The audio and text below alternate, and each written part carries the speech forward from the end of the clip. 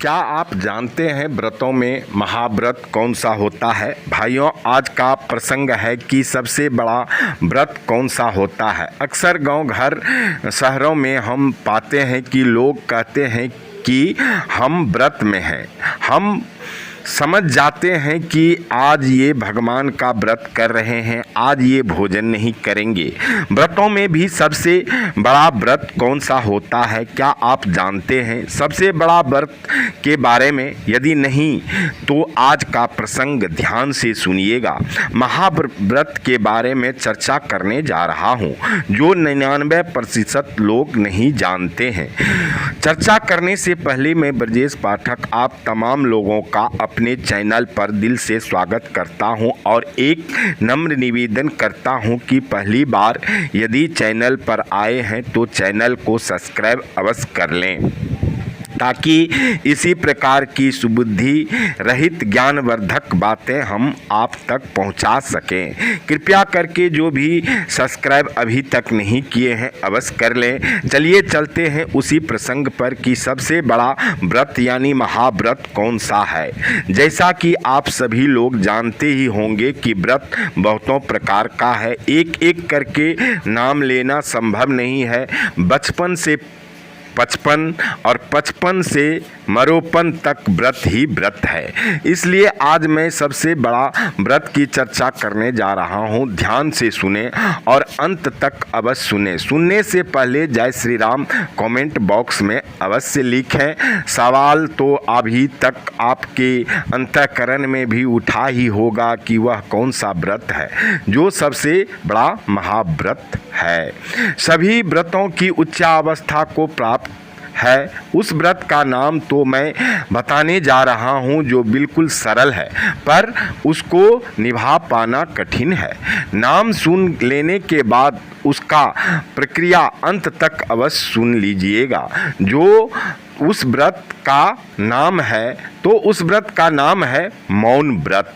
इनका तो आपको लगा होगा पर हल्का तो आपको लगा होगा पर अब जो बताने जा रहा हूँ वह कठिन है, निभा पाना कठिन है। इसमें करना क्या सब पड़ता है वही करना थोड़ी कठिन है।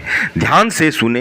ये मौन व्रत सभी सुने ही होंगे। अक्सर लोग मौन व्रत को यह कहकर टाल देते हैं कि इसमें बोलना नहीं है। बस जिन लोगों की ये सोच है कि सिर्फ अपने मुंह से शब्द नहीं निकालेंगे मौन व्रत हो गया तो वे बिल्कुल हमारी समझ से कहीं ना कहीं गलत सोच में अभी तक फंसे हुए हैं। क्योंकि इस व्रत का नाम है मौन व्रत यानी मन से किया गया व्रत। आप कहीं सुने होंगे या आप बोलचाल भाषा में बोले भी होंगे और ये शास्त्र भी कहता है मनसा वाचा कर्मणा। यही इस मौन व्रत की महामंत्र भी है। मतलब साफ है कि मन वचन कर्म से जो मन व्रत किया जाता है, जो मौन व्रत किया जाता है वही मौन व्रत है। मन वचन कर्म से जो मौन व्रत किया जाता है वही मौन व्रत है। अब इसकी थोड़ी बहुत परिभाषा भी जान लें। अक्सर लोग मौन व्रत कर रहे हैं। वैसे तो अब मौन व्रतधारी बहुत कम मिलता है या यूँ कह लीजिए तो मिलता ही नहीं है। फिर भी मौन व्रतधारी को मन वचन कर्म तीनों पर उस रोज कंट्रोल रखना चाहिए। पहला, मुख से वचन यानी बोलना तो बिल्कुल मना है। दूसरा, कोई भी कार्य भी उस रोज नहीं करना चाहिए। ऐसा नहीं है कि मैं मौन व्रत धारण किए हुए हैं, कोई आया कुछ पूछा मैं इशारे से बता रहा हूँ या इशारा करके संकेत कर रहा हूँ तो आपका मौन व्रत नहीं हुआ। कारण मन भटक रहा है, मनसा वाचा कर्मणा नहीं हुई। मौन व्रत सभी व्रत से बड़ा महाव्रत है।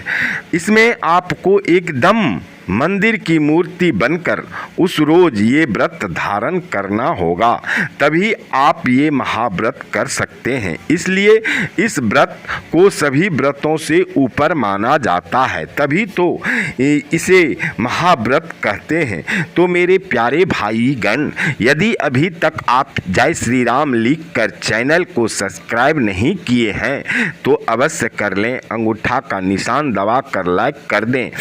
कोई भी भगवान का प्रसंग सुन रहे हैं और आप श्री हनुमान जी को खुश करना चाहते हैं तो जय श्री राम अवश्य लिखें। लिखने से हाथ पवित्र, लिख कर देखने से आँख पवित्र, मन से लिखने पर मन पवित्र, सुनने से कान पवित्र और बोलने से मुख पवित्र। और तो बोलिए जय श्री राम। प्रभु करे आप लोगों सहित जग का कल्याण, सदा चलता रहे मंगल अभियान। जय श्री राम, जय श्री राम। प्रभु करे सबका कल्याण।